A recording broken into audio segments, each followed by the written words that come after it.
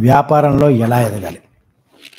Sir వ్యాపారంలో ఎదగటానికి hard and fast rule అంటే ఈ రూల్ పెట్టుకొని వెళ్తే మీరు వ్యాపారంలో ఎదుగుతారు అనేది హార్డ్ అండ్ ఫాస్ట్ రూల్ అని చెప్పి ఇప్పటివరకు ఎవరైతే ఏదైతే చెప్పుకొచ్చారో వాటన్నిటిని నేను చూడటం జరిగింది. అవి నాకు నిజంగా వాస్తవంలో నిలబట్టు కనపడలేదు.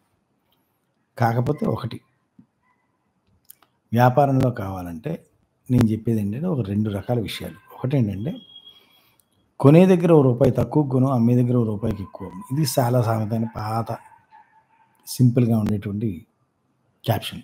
అది కాదు ఇక్కడ ఇంపార్టెంట్.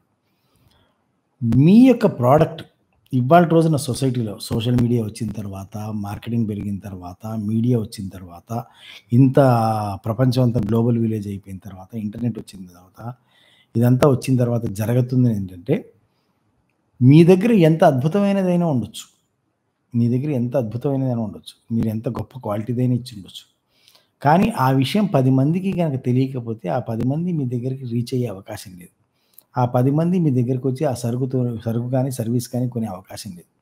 సో, ఇవాల్టి రోజున ఏమైతుందంటే మనకి ఈ యొక్క మనం ఎంత బాగా సర్వీస్ చేస్తున్నాము అనే దానికంటే, ఇంత బాగా సర్వీస్ చేస్తున్నాం అనేది బయటి పబ్లిక్‌కి తెలియడం. Let it be A marketing అనండి, స్ట్రాటజీ అనండి, లేతే బ్రాండ్ బిల్డింగ్ అనండి, మీరు ఏదైనా అనండి. కానీ 10 మందికి తెలియటానికి ఇవాల్టి రోజున ఏంటంటే ఒకప్పుడు 10 మందికి తెలియటం చాలా కాలం పట్టేది. ఇవాళ రోజున 10 మందికేం కర్మ 10,00,000 మందికి కూడా గంట, 2 గంటల్లో మనం సోషల్ మీడియా ద్వారా తెలియజెప్పొచ్చు. కానీ అలా తెలియజెప్పినా అక్కడ మీ క్వాలిటీ ఆఫ్ ది ప్రొడక్ట్ గాని, మీ క్వాలిటీ ఆఫ్ ది సర్వీస్ గాని బాగుంది అన్న విషయాన్ని మీరు అవతల వాళ్ళకి కన్వే చేయగలిగితే డెఫినిట్‌గా అది మీకు ఉంటుంది.